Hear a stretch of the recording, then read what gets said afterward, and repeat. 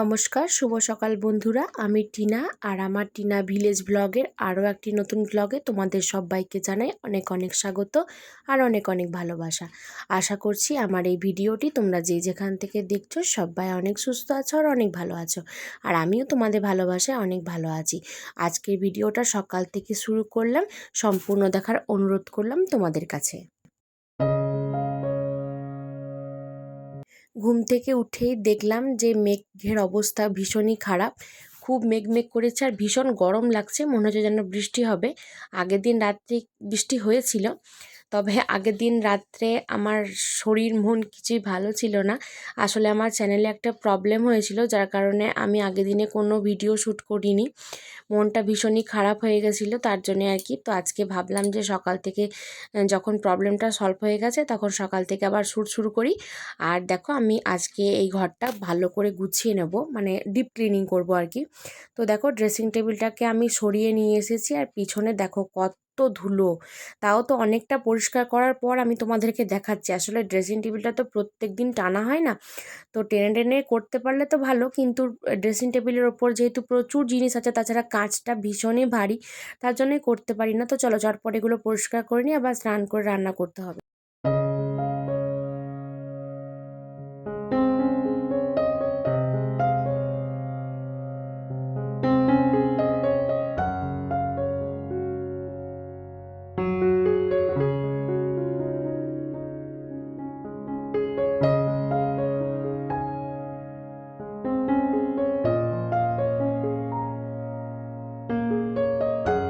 স্নান করে দেরি হয়েছে আসতে, তার জন্য আর কি মা বলছে যে আমাকে দাও, জামা কাপড়গুলো আমি মেলে দিচ্ছি, তুমি অন্য কাজ করো। তো ভাবলাম এই ফাঁকে তোমাদেরকে একটু গোছানোর পরে রুমটা দেখিয়ে দিই।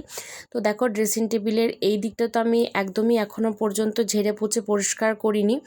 এটা ভেবেছি যে আমি পরের দিন করব, বা রাত্রেবেলা যদি সময় পাই তাহলে করে নেব।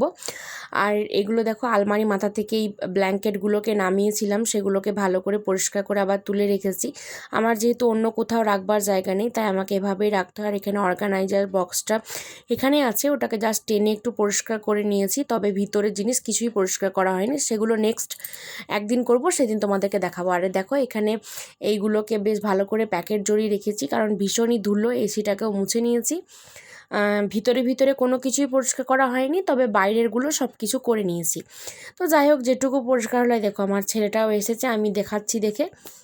তো চলো, মোটামুটি তো ঠিকঠাকই লাগছে। দেখি বাইরে এখন বৃষ্টি আরম্ভ হয়েছে। তো এই যে দেখো বাইরে এখন ঝমঝম করে বৃষ্টি আরম্ভ হয়েছে। তো আমি মাকে বলছি যে আমি চান করে নিলাম গো, চানটা যদি না করতাম তাহলে আমি এখন বৃষ্টিতে ভিজতাম। আমার এখনও বৃষ্টিতে ভিজতে ভীষণ ইচ্ছা করছে, পাটা নামিয়ে বসে আছি। তো মা আমাকে বলছে পাটা ঢোকাও ভিতর দিকে, এক্ষুনি ঠান্ডা লেগে যাবে, মানে এই বৃষ্টিগুলো ঠিক নয়, ভালো নয় শরীরের জন্য। তখনই গরম, তখনই বৃষ্টি, তখনই আবার ঠান্ডা, আবার ভীষণ গরম, এগুলো খুব খারাপ আবহাওয়াটা, যার কারণে প্রত্যেকটা মানুষের এখন শরীর অসুস্থ হচ্ছে। তো মা আমাকে বকা দিয়েছে বলে আমি পাটা সরিয়ে নিয়েছি।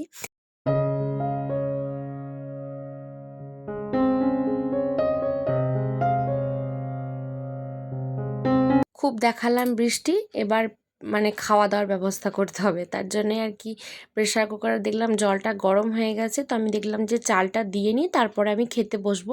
তাহলে খেতে খেতে আমার ততক্ষণে ভাতের এই একটা সিটি পড়বে, সেই সিটিটা আর কি পড়ে যাবে। তো তারপর আমি এসে পটাপট সব রান্নাগুলো করে নিতে পারবো।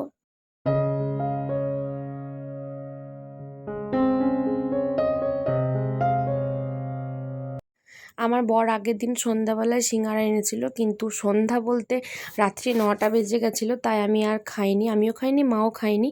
তো আমরা এটা দিয়েই মুড়ি খেয়ে নেবো আজকে সকালে। আর বাবু তো কলা দিয়ে খেয়েছে, ও তো অন্য কিছু দিয়ে খেতে চায় না, তোমরা জানো। আর এখানে দেখো প্রেশার কুকার থেকে সিটিটা বার করে দিয়ে আমি ভাতটা আবার হাঁড়িতে বসিয়েছি, আর 1 ফুট হবে, তারপর ভাতটা নামাতে পারবো। আর এখানে পটল আলু ভাজা করছি, আর এখানে মাছের টক হবে, যেটা আমাদের প্রায় দিনই হয়, আম দিয়ে আলু দিয়ে টক হবে। অন্য কিছু আজকে দেবো না, দিতে গেলে ঢ্যাঁড়স দেওয়া যেত, কুমড়ো আছে কুমড়ো দেওয়া যেত, বাট সেটা দিলাম না। মাছ দিয়ে তো এমনি আলু দিয়ে আম দিয়েই ভালো লাগবে। আর এখানে মাছের মধ্যে মশলা দিয়েছি আমি পেঁয়াজ বাটা, ব্যাস আর কিচ্ছু দেবো না, পাঁচফোড়ন আর পেঁয়াজ বাটা দিয়ে করব। তারপর সিম্পল যেমন একটু তেলে কষে নিয়ে তারপর আমি সেদ্ধ করে রেখেছিলাম প্রেশার কুকারে, একটা সিটি দিয়েছিলাম।